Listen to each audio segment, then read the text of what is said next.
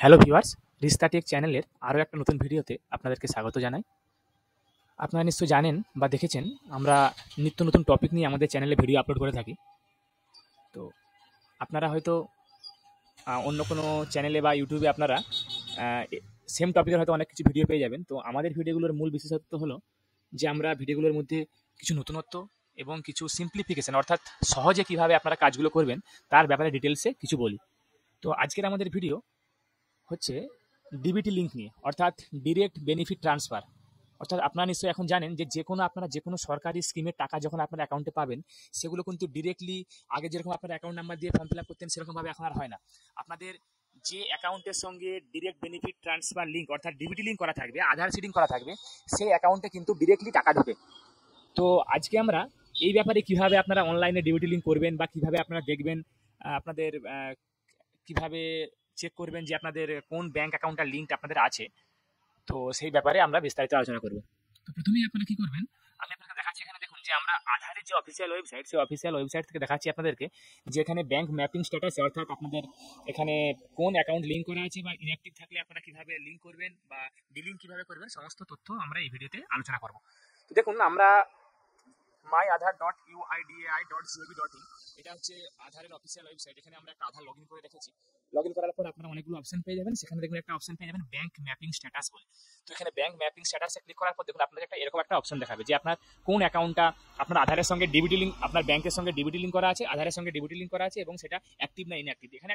এখানে এক ক্ষেত্রে দেখুন যে এটা আধার ব্যাংক ম্যাপিং অর্থাৎ ডিবিটি লিঙ্ক করা আছে কিন্তু অ্যাকাউন্টটা ইনঅ্যাক্টিভ আছে। তো এক্ষেত্রে আপনারা আপনাদের ধরুন আপনাদের ইউকো ব্যাংকে অ্যাকাউন্ট বা ইউনিয়ন ব্যাংকে অ্যাকাউন্ট আছে বা অন্য কোনো ব্যাংকে অ্যাকাউন্ট আছে, সেগুলো আপনারা ট্রান্সফার কীভাবে করবেন বা সেই ব্যাংকে আধার লিঙ্কটা আধার ডিবিটি লিঙ্ক আপনারা কীভাবে করবেন সেটা আপনাকে দেখাবো। এখানে আপনারা নিশ্চয়ই দেখতে পাচ্ছেন যে এ সমস্ত আধার লিঙ্কের যাবতীয় ডিবিটি লিঙ্ক বা আধার লিঙ্ক যাবতীয় তথ্য কিন্তু এনপিসিআই থেকে কালেক্ট করা হয়। এনপিসিআই অর্থাৎ national payment corporation of India, এটা একটা গভর্নমেন্টের একটা সংস্থা যেখান থেকে এই লিঙ্ক বা যাবতীয় ডিটেলসগুলো প্রোভাইড করা হয়। তো আমরা প্রথমে এনপিসিআই এর যে অফিসিয়াল ওয়েবসাইট আছে সেখানে আমরা যাব। তো আপনারা প্রথমে গুগলে সার্চ করে নেবেন, ডিরেক্টলি এনপিসিআই লিখে গুগলে সার্চ করে নেবেন এনপিসিআই। দেখুন প্রথমেই দেখুন আপনারা যে ওয়েবসাইটটি পেয়ে যাবেন, national payments corporation of India, এটা হচ্ছে অফিসিয়াল ওয়েবসাইট। তো এই ওয়েবসাইটে দেখুন আমরা চলে আসার পর আমরা এখানে একটা অপশন পেয়ে যাবো। দেখুন এই যে কনজিউমার অপশন, এখানে আমরা ক্লিক করব। ক্লিক করার পর দেখুন আমরা এখানে একটা অপশন পেয়ে যাব, ভারত আধার সিডিং এনেবেলার বেস, অর্থাৎ আমরা এই অপশনে ক্লিক করব। ক্লিক করার পর দেখুন আমরা একটা নতুন ওয়েবসাইটে রিডাইরেক্ট হয়ে যাব, সেটা হচ্ছে base.npci.org.in। তো দেখুন আমরা কী কী কাজ এখান থেকে করতে পারবো। আমরা এখান থেকে নতুন করে আধার সিডিং এবং ডিসিডিং, অর্থাৎ যদি আপনারা কোনো আধার ডিবিটি লিঙ্ক ডিলিং করতে চান, অর্থাৎ সেই ব্যাংক থেকে ব্যাংকে না রাখতে চান, সেটাও করতে পারবেন। এবং যদি নতুন করে কোনো ব্যাংকের সঙ্গে আধার সিডিং অর্থাৎ ডিবিটি লিঙ্ক করতে চান, সেটাও করতে পারবেন। আপনার অ্যাকাউন্ট ডিটেলসটা চেক করতে পারবেন, আধার ম্যাপ স্ট্যাটাস অর্থাৎ এই মুহূর্তে আপনার আধারটা কোন ব্যাংকের সঙ্গে ডিবিটি লিঙ্ক করা আছে তার ডিটেলসটা চেক করতে পারবেন, তার হিস্ট্রি চেক করতে পারবেন এবং যদি কোনো নতুন করে রিকোয়েস্ট করে থাকেন তার যে রিকোয়েস্ট রেফারেন্স আইডি আছে সেই আইডি দিয়ে তার স্ট্যাটাসটা চেক করতে পারবেন। তো আমরা দেখুন আপনাদেরকে একটা ছোট্ট এখান থেকে একটা জিনিস চেক করে দেখাবো। তো আপনাদেরকে শুধু এখান থেকে দেখানোর জন্য আমাদের এই ভিডিওটা। দেখুন প্রথমে আমরা এখানে আধার সিডিংয়ের অপশানে যাব।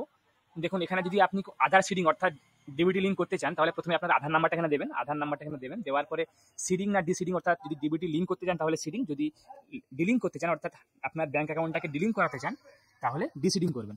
তারপরে এখানে ব্যাংক সিলেক্ট করে নেবেন। দেখুন এখানে প্রথমে অবস্থায় যেসব ব্যাংকগুলো এখানে আছে, অর্থাৎ যেমন union bank of India, bank of Maharashtra, Indian bank, bank of UCO bank, Punjab national bank বা এই সমস্ত যেসব ব্যাংকগুলো, এই ব্যাংকগুলোর মধ্যে যেগুলো আপনাদের আছে সেগুলোই কিন্তু আপনারা সিডিং বা ডিসিডিং করাতে পারবেন।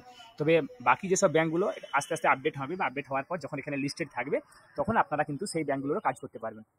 তো যে ব্যাংকটা আপনাদের এখানের মধ্যে আছে সেগুলো আপনারা এখান থেকে করতে পারবেন, বাকি যেগুলো এখান থেকে নেয় সেগুলো কিন্তু আপনাদেরকে ব্রাঞ্চ ভিজিট করে সেখান থেকে আপনাদেরকে লিঙ্ক করাতে হবে। তো প্রথমে আমরা একটা ব্যাংক সিলেক্ট করে নেব। তারপরে দেখুন এখানে কিন্তু 3টা টাইপ আছে। তো এখানে যদি আপনারা ফ্রেশ সিডিং করাতে চান, অর্থাৎ ধরুন আপনি প্রথমবার অ্যাকাউন্ট খুলেছেন বা আপনার প্রথম অ্যাকাউন্ট আছে, আপনি কখনো ডিবিটি লিঙ্ক করাননি, তবে সেক্ষেত্রে আপনারা ফ্রেশ সিডিং করবেন।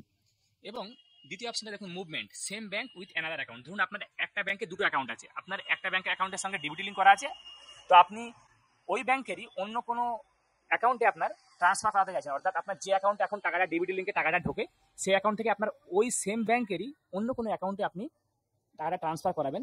সেক্ষেত্রে আপনারা এই অপশনটা চুজ করবেন।